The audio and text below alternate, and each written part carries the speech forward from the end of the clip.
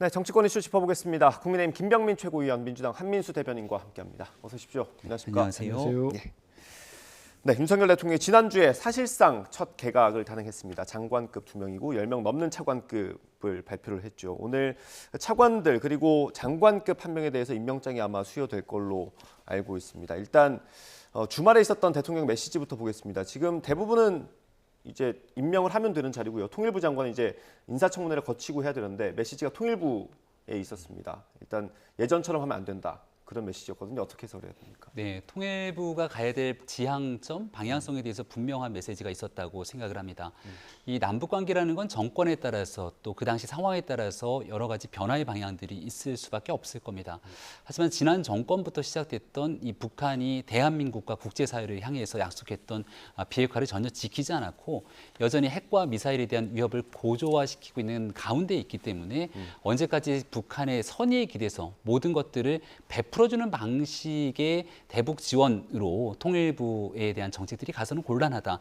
이런 얘기들을 꺼낸 것으로 알고 있습니다. 실제로 북한이 대한민국의 통일을 위한 대상으로서 함께 긍정적인 관계를 수립해갈 역할도 있겠습니다만은 지금 현재로서는 과거에 있었던 역할보다 훨씬 더 중요한 북한 인권에 관한 문제, 또 북한 이탈 주민에 대한 지원이라든지 가져가야 될 통일부의 다양한 측면들에 대해서 힘을 주고 얘기한 만큼 새로운 통일부 장관이 오게 되면 현재 시기에 맞는 통일부의 역할 재정립에 아마 치중하지 않을까 생각합니다. 예, 그때그때 어떤 정세에 따라 그리고 정부 정책에 따라 역할을 좀 변화하는 거다 이런 취지의 설명입니다. 통일부도 그렇고 정권에 따라서 정부의 방향이랄지 정책 방향이 달라질 수는 있다고 봅니다. 그런데 저는 대통령께서 통일부는 북한 지원부가 아니다는 말씀도 하시고 이제 김영호 교수의 어떤 이력이랄지 평소에 말씀하신 걸지 어떤 철학, 사고를 보면은 저는 과연 진짜 통일부 장관이 맞나 싶습니다. 정말로 대통령이 이분을 극우적 성향을 갖고 계시던데 정말 이뻐서 뭔가를 주겠다면 차라리 저는 국방부 장관이나 정말 육군 참모총장 하십시오. 왜냐하면 이런 분은 통일부 장관을 하면 안 됩니다. 왜냐하면 우리 헌법은 평화적 통일을 정책으로 지향하게 되어 있습니다. 네. 근데 이분은 김정은 타도를 하자는 거예요. 네. 거기다가 흡수 통일을 하자는 거고. 그리고 윤석열 대통령께서도 이제 참모들로부터 좀 자료도 받고 해서 공부를 하시면 좋겠는 게 이분이 저는 보수 정부에서도 상당히 잘 만들어진 남북 기본 합의서가 있습니다. 네. 그게 91년도 노태우 정부 때 만들어진 겁니다. 남북 기본 합의서와 비핵화 공동선언. 그게 어찌 보면은 남북 기본 합의서, 남북한 그동안 교류 협력의 시발점 같은 것이었어요. 근데 이분은 이걸 파기를 주장합니다. 당연히 김대중 대통령 때 6.15 공동선언이랄지 노무현 대통령 때 공동성명 모두 파기 주장하죠. 예. 그럼 이분이 가가지고 전 청문회를 통과하지도 못할 거라고 봅니다만 통일부 장관을 할 때 통일부의 기본 것이 북한과 북한 주민과의 남북한 교류 협력입니다. 네. 그러면 대통령께서는 통일부를 아예 인권 문제만 삼으라고 하면은 이건 역대 보수 정부도 다 그랬습니다. 북한 정부에 대해서 반대하더라도 인도적 차원에서의 우리 북한 국민에 대한 지원은 계속 어느 정권이나 추진해 왔어요. 네. 그럼 모두 다 이것도 끊겠다는 거고 아예 하지 말자는 건지 북한 지원부가 아니라는 건 그런 내포된 거 아니겠습니까? 그래서 저는 지금이라도 내정, 지명을 처리하시는 게 맞지 국회 청문회 과정을 거쳐가지고 이분의 생각과 앞으로 통일부가 가져갈 방향이 이거라는 것들이 드러났을 때 우리 국민들께서도 상당히 충격도 받고 쉽게 용납하기가 힘든 그런 상황이 오지 않을까 싶습니다. 예. 민주당에서는 제2의 국정원이냐, 대북 선전부냐 이런 비판 있습니다. 민주당 입장에서는 시종일관 이 북한 문제에 대해서 선의에 기댄 이 남북 관계를 주장해 왔기 때문에 네. 지금 과거와는 조금 다른 방향으로 가게 되는 일들에 대한 이 비판을 위한 비판을 하고 있다고 저는 생각을 합니다. 지금 북한의 인권 문제 같은 경우는 지난 문재인 정부 5년 내내 여기에 대해서도 중요한 목소리를 내야 된다 이야기를 꺼낸 바 있었습니다만은 문재인 정부에서 제대로 실현하지 않았죠. 네. 우리는 통일을 바라보는 시각에서 북한 이탈 주민, 네. 탈북자를 대상으로 먼저 온 통일이라는 이야기를 하기도 합니다. 지난 2018년도 판문점 선언 이후 이 남북 간의 관계 훈풍을 탄다, 평화가 온다고 얘기를 하고 있었습니다만은 네. 그 이후로 오히려 이 북한 내의 인권 문제를 얘기하는 목소리들은 대한민국에 제대로 보도되거나 나타나지 않고 북한 이탈 주민 탈북민들이 대한민국으로 건너오게 되는 일들에 어려움을 겪는 것 아니냐라고 하는 인식들도 상당했거든요. 예. 그 결정적인 계기가 이른바 이 강제 북송 사건을 통해서 북한 내에 안 좋은 신호들이 오가는 것 아니냐라고 하는 비판들까지 이어지게 됐습니다. 네. 그러니까 통일부를 바라보게 되는 다양한 시각에서의 역할들이 있을 텐데 지난 기간 동안 제대로 하지 않았던 중요한 일들을 하겠다는 것이고 인도적 지원 필요하죠. 하지만 유엔 안보리 결의를 위반하는 각종 불법 행위들이 이어가고 있는데 대북 제재가 있는 상황들을 우회하면서까지 지원할 이유는 없는 것 아니겠습니까? 과거 이인영 전 통일부 장관을 비롯한 문재인 정부 시절에 통일부에서 이 같은 일들을 너무 무리하게 추진했기 때문에 거기에 대한 원칙을 세우는 과정이 있다고 생각합니다. 예, 이게 뭐 총선 이유가 돼야겠지만 혹시 통일부의 이름을 바꾸는 것도 추진할 수 있습니까? 저는 그런 얘기는 아직 들어보지 못했습니다. 그렇습니까? 아니 이게 역할이 바뀌니까 통일부라는 이름이 좀 안 어울리는 것 같기도 해가지고. 예, 그 통일부 장관 이제 청문회가 있는데 어떤 부분을 좀 주요 쟁점으로 일단은 보십니까? 그렇죠. 이분이 이제 개인적인 신상 문제랄지 자산 형성 과정, 병역 문제 이건 기본적인 거고요. 근데 지금 가장 많은 국민들이 우려하는 거는 과연 김영호 지명자, 네. 지명자가 윤석열 정부의 2기 통일부 장관에서 적합한 사람이냐, 정말 통일부 장관의 역할을 할 수 있는 분이냐, 이런 걸 따져봐야 되겠죠. 유엔 제재 말씀하시는데 대북 인도적 지원은 미국이나 유엔도 다 필요하다고 얘기한 겁니다. 네. 그렇기 때문에 지금 통일부에 대한 기본적인 사고나 개념 자체를 대통령께서나 아니면 그 정권의 핵심부에 계신 분들이 좀 헷갈려하거나 좀 잘 정립이 안 된 것 같아요. 통일부는 말 그대로 남북 간의 교류 협력을 위한 북한 인권 문제도 물론 당연히 다룰 수 있겠죠. 네. 유엔 차원에 가면 외교부가 앞장서서 하고 있는 거고요. 그렇기 때문에 그걸 하지 말자는 게 아니고 기본적으로 지금처럼 이런 분 김정은 체제를 타도해버리고 흡수 통일을 하겠다는 분이 통일부 장관에 가면은 그 남북 간 교류 협력이 되겠습니까? 우리가 전쟁 중에도 외교를 하고 남북 대치 상황에서도 왜 통일부가 만들어졌습니까? 역대 보수 정부에서도 왜 통일부 장관은 강성이든 연성이를 떠나서 그래도 남북한 평화 교류 협력에 필요하신 분들을 임명했겠습니까? 그래서 저는 지금 김영호 지명자는 상당히 위험스러운 그리고 통일부 장관으로서는 도저히 맞지 않은 생각을 가지고 있다. 그래서 뭐 청문회 과정에서 본인이 입장을 어떻게 바꾸는지 아니면 대통령께서 지침을 준 대로 통일부를 정말 무슨 뭐 선전부나 정말 제2의 국정원처럼 강경 노선을 걷는 부서로 만들거나 이렇게 볼지 봐야 되는데요. 차관도 외교부 출신에다가 뭐 지금 용산에 대통령실 통일 비서관도 뭐 전혀 관련성이 없는 대북 강경론을 펴왔던 교수를 임명했는데 이런 라인업으로 그 통일 정책을 추진할 수 있을지 참 우려스럽다는 말씀 안 드릴 수 없습니다. 예, 알겠습니다. 이번에 차관이 10명 넘게 발표되지 않았습니까? 그 중에 이제 그 5명이 비서관 출신이라서 좀 주목을 많이 받았습니다. 이렇게 전진 배치하는 거 어떻게 평가하십니까? 네, 차관으로서 이제 전문성이 중요하다 판단했을 텐데요. 그 5명의 면면을 보면 나름대로 갖고 있었던 국정 운영의 경험뿐 아니라 과거에 있었던 이 행정적 전문성을 갖고 있는 인사이기도 합니다. 네. 정권이 출범되고 이제 1년 정도가 조금 지났는데요. 부처에 대한 장악력을 높이는 것은 효율적인 국정 운영을 이끌어가기 위해서 꼭 필요한 과정 중에 하나일 겁니다. 예. 그중에 이제 대통령실에서 비서관으로 활동하면서 전체적인 방향성을 수립했던 인사들이 부처의 차관으로 가서 여기에 대한 긍정적인 역할을 하게 되는 것 매우 바람직한 일이라고 생각을 하고요.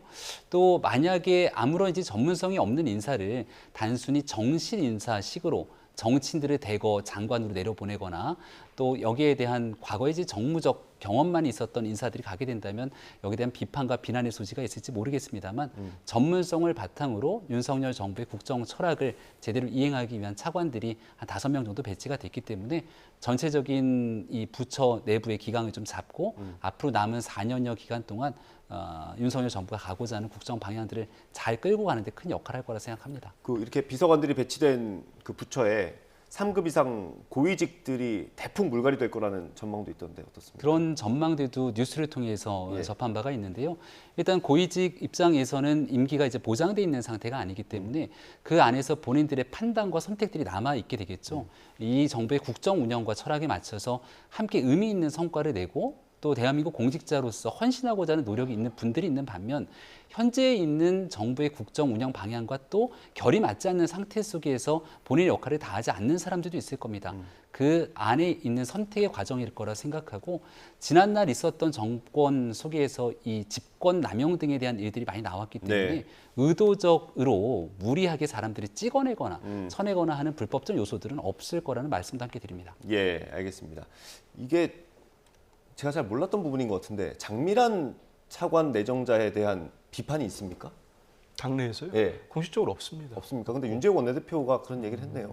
민주당에서 좀 인신 공격을 하고 있다. 뭐 이런. 민주당이 아니고요. 아마 이제 그 인터넷 같은데 포털 같은 데에서 그 대통령 지금 뭐 부정평가가 상당히 높지 않습니까? 그러다 보니까 이제 대통령을 싫어하시는 분들이 장미란 선수에 대한 역도 영웅이죠. 이런 분에 대해서 호감을 가지고 있다가 차관으로 이제 입각은 아닙니다만 차관으로 등용됐다고 하니까 반대하는 목소리를 낸 것 같고요. 당에서는 뭐 장미란 차관이 임명됐으니까 차관에 대한 얘기를 한 건 없고요. 예. 지금 저희들은 저희 화면 보고 그게 있습니다. 오늘 화면인가요, PD님? 그런 예, 거 같습니다. 국무회의에 참석했다는 기사를 본 것 같은데 이게 오늘 화면인가 봐요. 차관들이 국무회의 참석했답니까? 예. 그렇습니까? 뭐 저는- 그런 비판이 공식적으로 있는 건 아니고요. 네, 근데 일단은 비판을 받을 만한 분들은 많이 있습니다. 저는 대통령이나 인사 담당하는 한동훈 장관이나 일부러 그런 것 같아요. 왜 일부러 그렇습니까? 왜 이런 분들만 고릅니까? 예. 정말 황당하신 분들이 너무 많다는 말씀을 안 드릴 수가 없고요. 몇 분만 좀 찍어서 말씀을 드리면 한 분만 해주세요. 한 분만. 아닙니다. 적어도 한 3분은 해야 될 것 예. 같습니다. 왜냐하면 김홍일 국민권익위원장은 예. 대검 중수부장 출신의 검사인데 이분이 이명박 대통령의 BBK, 다스, 도곡동 땅 의혹을 모두 무혐의 처리했습니다. 그런데 이분이 국민권익위원장으로 가면 국민권익위의 두 축이 있습니다. 하나는 국민들의 권익과 닿은 거는 우리 정부 기관 내에 반부패를 담당하는 기관입니다. 과연 역할을 제대로 할 수 있을까? 짧게 말씀드릴게요. 두 예. 번째는 저는 차관 가시는 분들 중에 대통령실에 있는 비서관들, 예전에 청와대에 있는 비서관들 왕왕 갔습니다. 예. 왜냐하면 그 부처에서 파견된 사람들 중에 상당히 에이스급들이 많이 옵니다. 그분들이 또 승진해가지고 1급에서 차관으로 가는 경우도 뭐 자연스럽게 갑니다. 네. 가서 장관을 보필을 하는 겁니다. 근데 저는 딱 한 분만 얘기해요. 너무 조금만 하라고 하니까 한 분만 얘기하면 국토부 1차관 같은 경우에 무슨 경험이 있습니까? 그분이 대한민국의 부동산과 주택 정책을 총괄하는 차관입니다. 1차관. 네. 한번 찾아보십시오. 대통령실 관리비서관밖에 안 했어요. 그럼 이분한테 대한민국 주택 정책을 모두 맡길 수 있겠습니까? 근데 이분을 대통령이 차관들을 이번에 임명되는 분 5분을 따로 보아가지고 이권 가르테를 깨라. 당신들이 가 장악해라고 지시를 공개적으로 해버렸습니다. 그러면 장관은 뭐가 됩니까?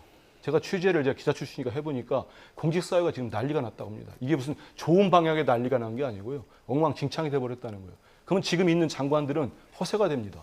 실세 차관들이 대통령이 저렇게까지 힘을 실어주는 차관들이 와가지고 이권 카르텔을 깨갔다고 다 뒤집을 겁니다.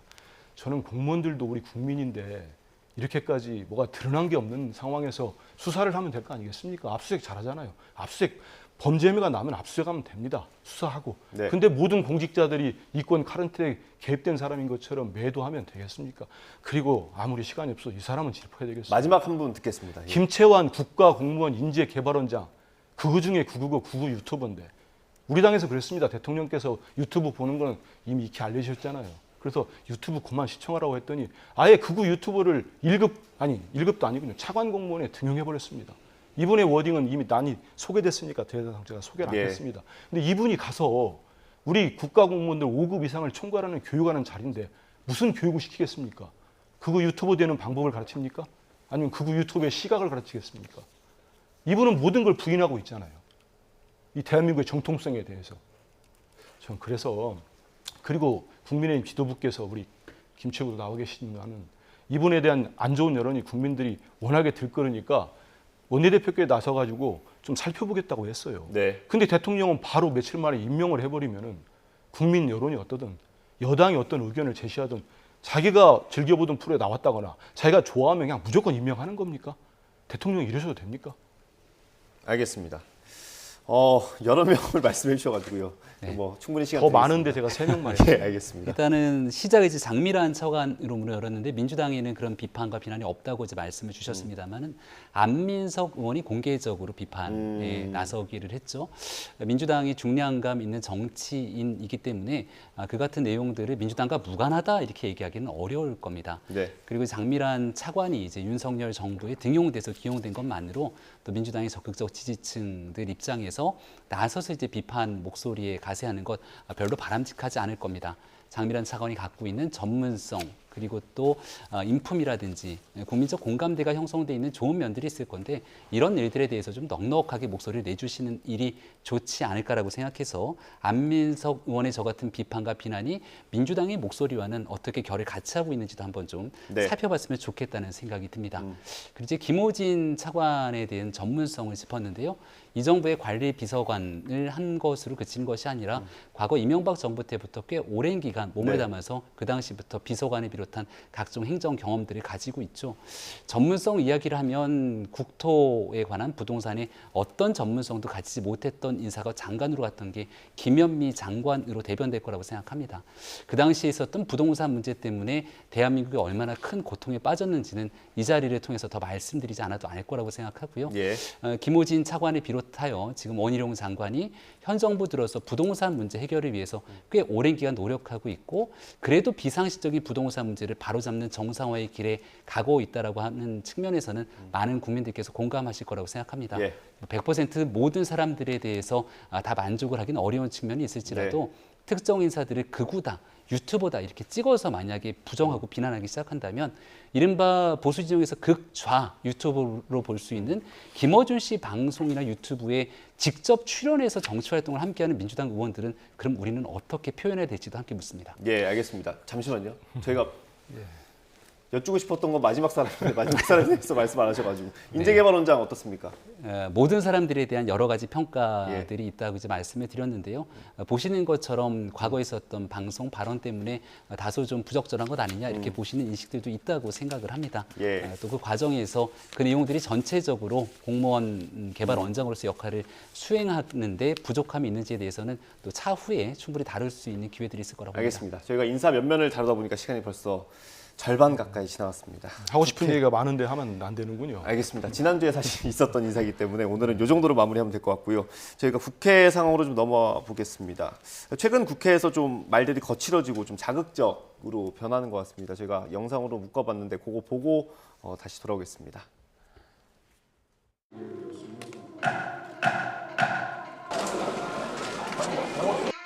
다 184표 9일표로서 가결되었음을 선포합니다.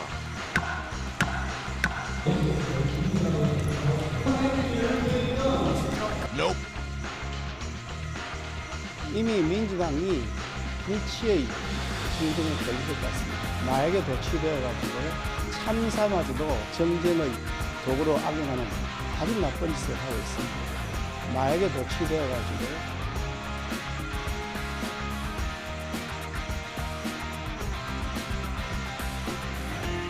정신 좀 차리시기 바래요.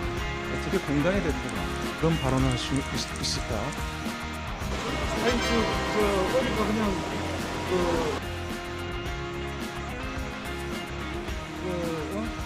너무 싱싱하게 되네. 그렇죠. 이거 못 먹어도 된다는 거 아니에요? 아니, 이물이야, 저야, 이 인물은 아, 이물도- 굉장히 중수됐습니다. 아니 2011년에 바다 아주 중수됐습니다.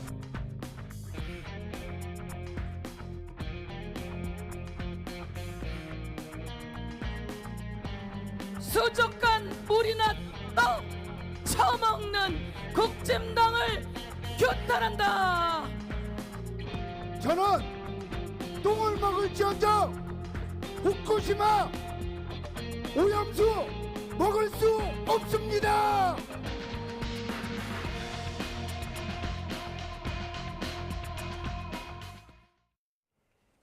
네, 저희가 10분이 채 안 남아서 이 주제로 마무리를 해야 될 것 같습니다. 일단 김기현 대표 발언, 마약에 도취됐다. 이 발언에 대해서 어떻게 생각하십니까? 불치병이라고까지 말씀하셨는데 예. 저렇게까지 당대표께서 하시는 게 뭐가 좋은지 모르겠습니다. 자꾸 저런 게 저는 대통령 발언도 그렇고 집권당 대표 저러지 의원들 다른 분들도 그렇지 이런 것들이 전반적으로 뭐가 이렇게 흐르는 것 같아요.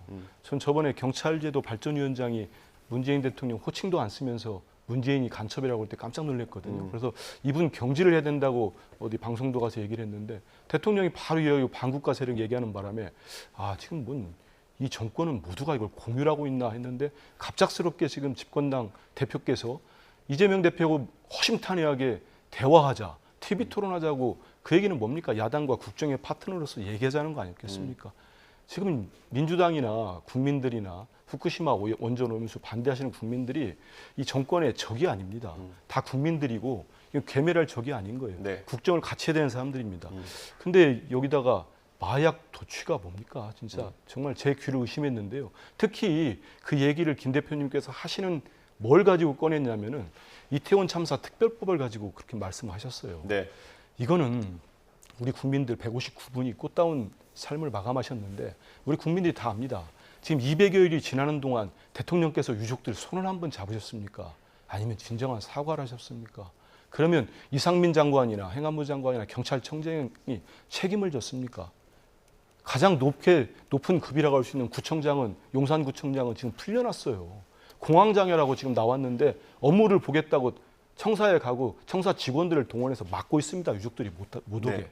이거를 제대로 규명이 안 됐기 때문에 이걸 또 특별법을 되게 왜곡하시던데 이분들이 무슨 뭘 받아내기 위해서 한번 법을 좀 살펴보십시오. 네. 진상조사가 안 됐기 때문에 진상조사 기관을 만들고 이게 제대로 조사가 돼야 이와 같은 국가적 참사가 재발 방지될 게 아니냐. 네. 재발 방지 차원에서 그런 기구도 만들고 재발 방지책을 마련하자는 거였습니다. 알겠습니다. 이 특별법이 통과됐다고 해가지고 집권당 대표께서 나오셔가지고 이걸 주도했던 야당을 향해서 마약 도취?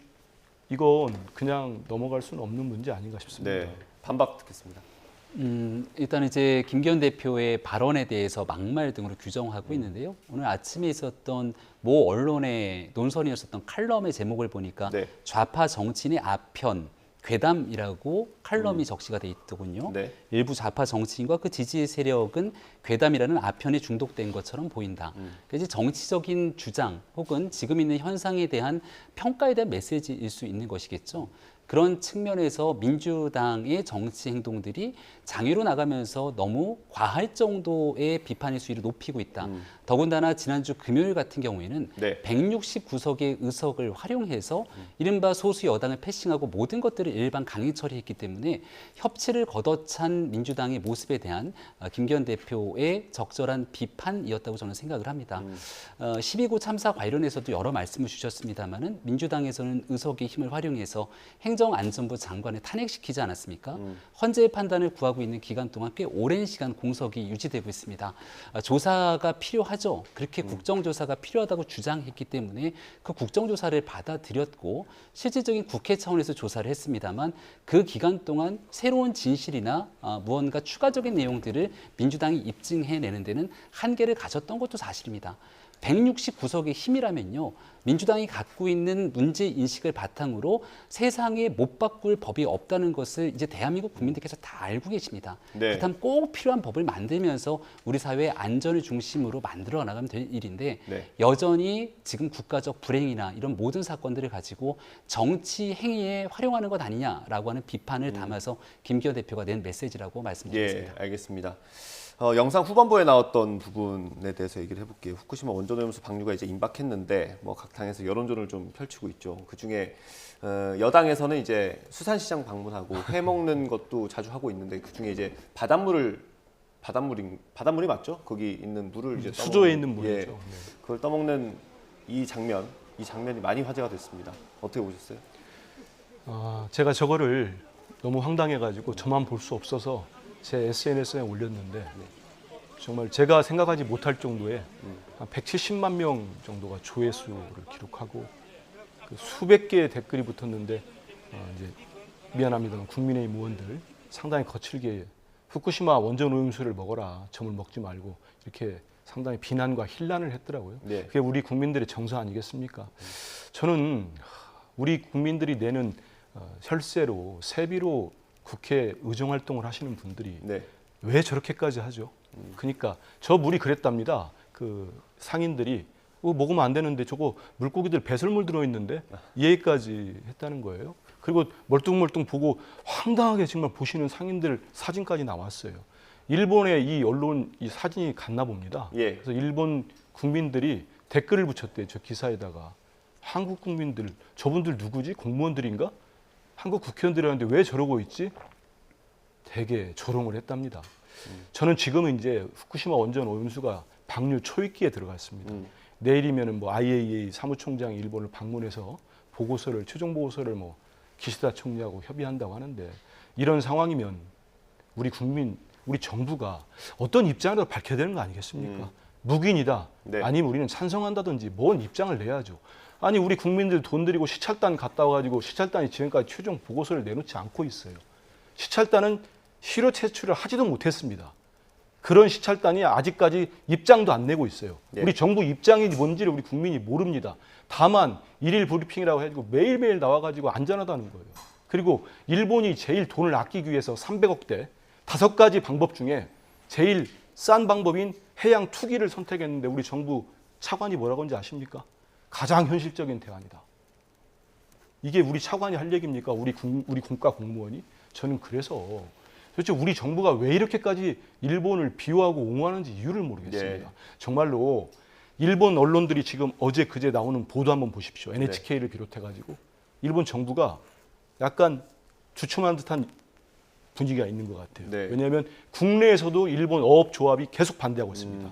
후쿠시마현, 미야기현 다 반대하고 있습니다. 그러다 보니까 일본 정부가 이런답니다. 내외에 내는 자기 국내겠지요. 네. 바깥의 여론을 신중하게 듣고 판단하겠다고 했다는 거예요. 그러면 가장 가까운 우리 대한민국의 입장이 이 무엇보다도 중요합니다. 우리 정부가. 정부가 지금이라도 일본의 지금 방류를 막고 예. 최소한 우리 민주당이 제안한 것처럼 6개월 연기라도 해서 네. 한일 상설협의체도 만들고 해서 한번 점검도 하고 5가지 방법 중에 정말 비용 때문에 그런 거 아니겠습니까? 예. 찝찝하니까 내보내는 건데 그 안에 4가지 방법 중에 우리도 협조할 용의가 있으니 그렇잖아요. 예. 돈 좀 많이 들더라도 지층으로 묻는 거 일본만 협조하면은 모금도 할 수 있는 거 아니겠습니까? 그래서 우리 국제사회가 연대해가지고 이건 인류가 한 번도 겪어보지 못한 원전 오염수입니다. 핵폐기 네. 원전 오염수. 이거를 137만 톤 앞으로도 계속 나올 겁니다. 수십 년에 걸쳐서. 예. 이거를 과연 투기하는 게 맞는지는 신중하게 한번 검토하고 우리가 지금 단계에서는 정부가 좀 적극적으로 나서달라는 말씀을 꼭 촉구드리고 싶습니다. 알겠습니다. 시간이 많이 지났는데 최고위원님 말씀 안 들을 수가 없어서 저 서영교 최고위원 그리고 임종성 의원의 발언은 이제 그 규탄 대회에서 나왔던 발언입니다. 그 발언에 대해서 어떻게 생각하십니까? 굉장히 좀 무리한 발언이죠. 그러니까 이 방송을 통해서 차마 내뱉기 어려울 정도로 뭐라도 먹겠다라고 얘기를 하는데 네. 과거에 있었던 이 광우병 과정에서 나갔던 청산가리라도 먹겠다라고 했던 표현들 뭐 이런 내용들의 연장선상에서 괴담성 성격의 내용들이 계속 쏟아지고 있는 것 아니겠습니까? 곧 IAEA의 결과 보고서가 나올 겁니다. 근데 그런 결과 보고서가 나오기 전부터 이른바 일본의 현재 있는 상황을 일컬어서 방사능 테러라고 주장한 게 이 민주당의 이재명 대표를 비롯한 정치권의 상황인 것이죠. 과학적으로 걱정이 되고 불안감을 갖고 있는 국민들의 마음을 달래고 또 거기에 대해서 충분하게 대응할 수 있도록 가져가는 게 정치권의 역할일 텐데 네. 겉으로는 계속해서 장유로 나가고 실제 휴대전화에 찍힌 문자 메시지를 보니까 이렇게 일방적인 후쿠시마 오염수 방류 규탄하는 결의안을 처리하면서 어떻게 일본 홋카이도에 골프 여행 갈지를 고민하는 그 메시지가 찍힌 게 민주당 소속의 국회 부의장의 민낯이었습니다. 그러니까 이런 이야기들을 지켜보면서 국민들께서 굉장히 가슴 아파할 수 있다 이런 생각이 드는데요. 네. 결국은 이로 인해서 피해를 가장 크게 받을 수 있는 분들이 수산업계에 종사하고 계신 수산업 종사자분들 아닙니까? 네. 이분들에게 애꿎은 피해가 돌아가지 않도록 철저하게 진실에 기반해서 정치적 행위들이 이루어졌으면 좋겠고요. 말씀 주신 내용들은 국민적 걱정과 우려에 대한 대변의 말씀이라 생각하고 그런 일들을 최소화시키기 위해서 정부가 해야 되는 역할 또 집권 여당으로서의 책무까지 잘 수행하겠습니다. 네,